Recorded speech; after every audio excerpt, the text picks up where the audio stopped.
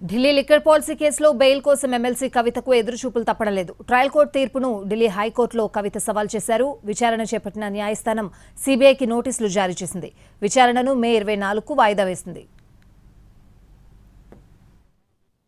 Delhi liquor పాలసీకి సంబంధించిన CBI కేసులో ఎమ్మెల్సీ కవిత దాఖలు చేసిన పిటిషన్పై ఢిల్లీ హైకోర్టులో విచారణ జరిగింది. సీబీఐ కేసులో తన అరెస్టును వ్యతిరేకిస్తూ బెయిల్ మంజూరు చేయాలని కోరుతూ ఈ పిటిషన్ వేశారు.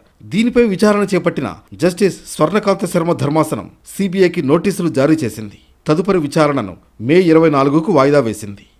ఇప్పటికే ఈడీ కేసులో కవిత బెయిల్ పిటిషన్పై మే 10న ఢిల్లీ హైకోర్టు అధికారులకు నోటీసులు ఇచ్చింది. ఈడీ, సీబీఐ రెండు కేసుల్లోనూ కవిత బెయిల్ పిటిషన్ల విచారణను మే 24న చేపట్టనుంది. ఈడీ అధికారులు మార్చి 15న కవితను అరెస్టు చేశారు.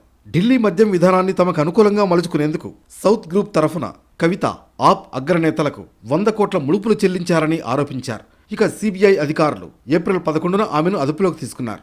జ్యుడిషియల్ కస్టడీలో భాగంగా కవిత ప్రస్తుతం తిహార్ జైల్లో ఉన్నారు.